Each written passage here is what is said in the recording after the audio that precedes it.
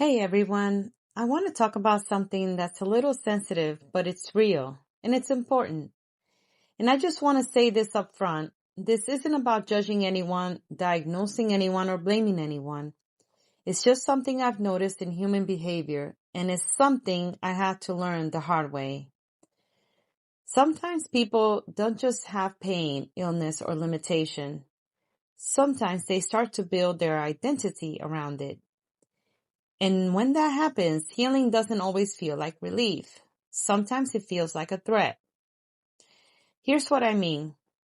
Sometimes a disability or a struggle becomes part of how someone receives love or attention.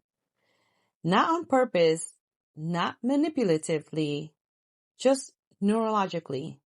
The body learns, this is how I'm seen. This is how I'm cared for. So when the chance to heal actually comes, it can feel scary. Because if that pain goes away, who am I now? What happens to the story that's been holding me together? The second thing I've learned is this. Real healing doesn't always feel good at first. When something or someone shows up that could actually help, the nervous system sometimes pushes away. Because if this really works, the story changes. And humans hold tight to stories, even painful ones, because they give us a sense of control. And the third thing, this one was big for me. You can offer help without carrying someone else's resistance. You can share what you know with love, with kindness, but you don't have to convince. You don't have to over-explain. And you definitely don't have to exhaust yourself trying to make someone ready. Because here's what I learned the hard way. Every time I kept pushing or trying to make someone see what I saw, I thought I was helping, but really, I was staying entangled. True compassion doesn't mean carrying someone else's nervous system.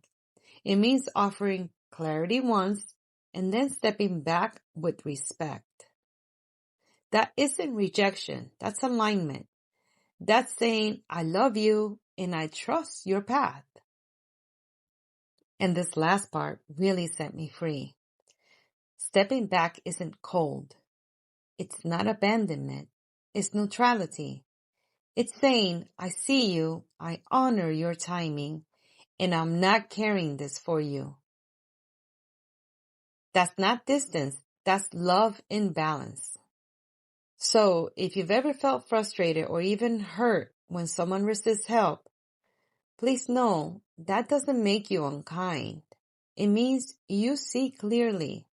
And sometimes clarity stings a little before it feels like peace. So now that we've talked about this conceptually, I want to bring it back to the codex field equation itself and show how this pattern actually appears in the formula.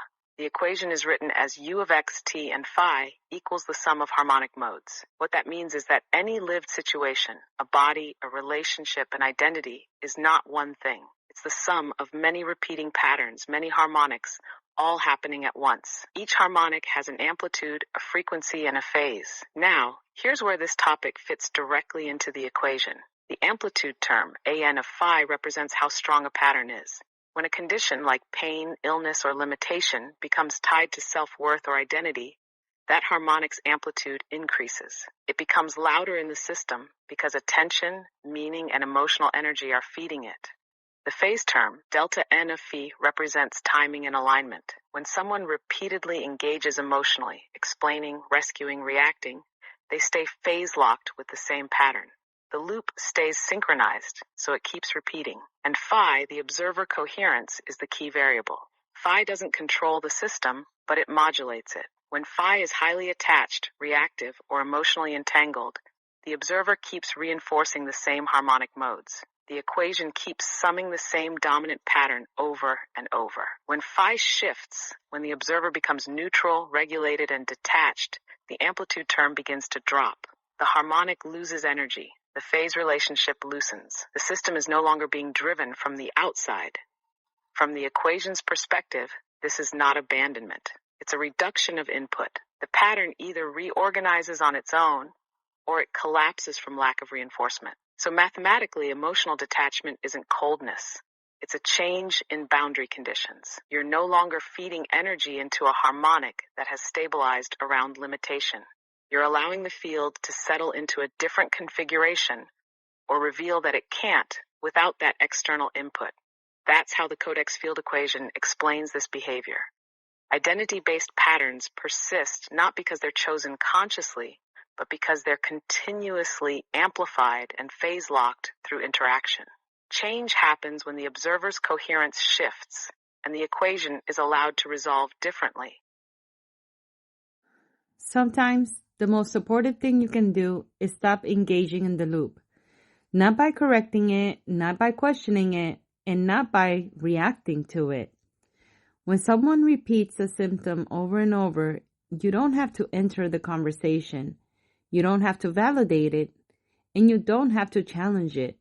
You simply don't give it energy. You stay present. You stay neutral. You respond to the person, not the pattern. Because attention feeds repetition, and neutrality lets the loop lose momentum. That isn't abandonment. That's regulation.